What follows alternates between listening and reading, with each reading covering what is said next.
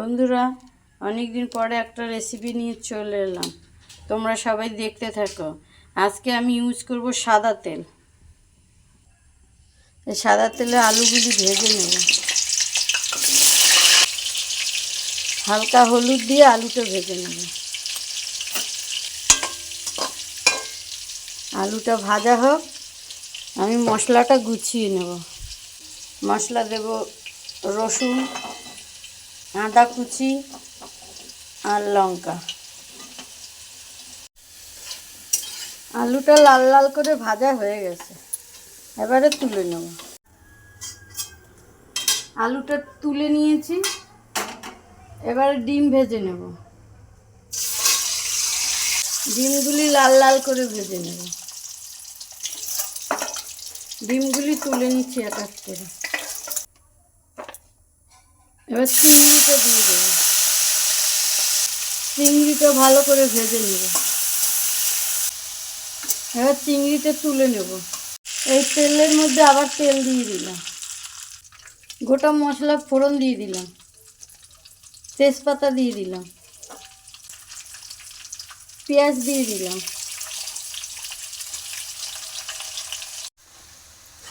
পেঁয়াজটা ভাজা ভাজা হয়ে গেল, এবারে মশলাটা দিয়ে দেব। এই যে মিক্সারের বাটা যে মশলাটা দিয়ে দিই।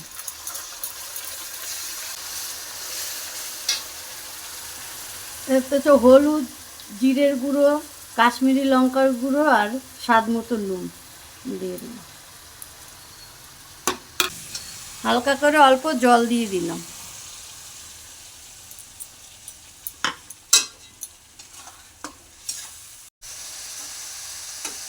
দেখুন মশলার কালার চলে এসছে আর মশলার উপরে তেল ভাসছে। এবারে এর মধ্যে দুটো ডিম ভেঙে রেখে দিয়েছি, দিয়ে দেব।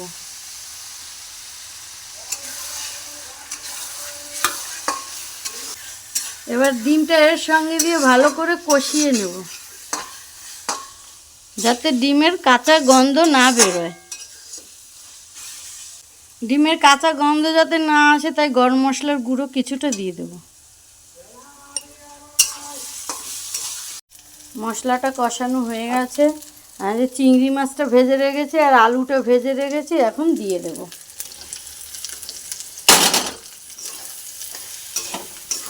দিয়ে এখন আবার একে কষানো হবে। কষানো হয়ে গেছে। আমি ভাতটাকে, এই চালটাকে 80% সিদ্ধ করে রেখে দিয়েছিলাম। এবার এটাকে এখন দিয়ে দেবো এক এক করে।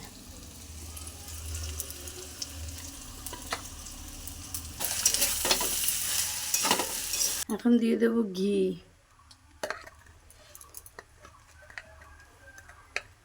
আগে দিলে ঘিয়ের গন্ধটা পাওয়া যেত না, ওর জন্য একটু লেট করে ঘিটা দিলাম। সবার উপরে ঘি।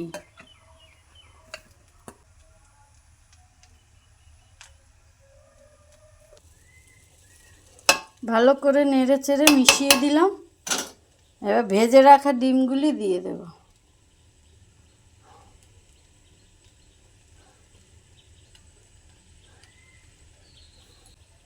এবার কিছুক্ষণ ঢেকে রাখবো। হয়ে গেছে, এবার ঢাকনা আমি খুলে দিলাম। এই যে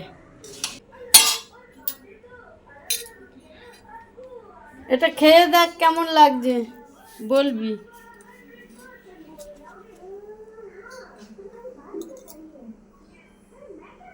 খুব সুন্দর হয়েছে।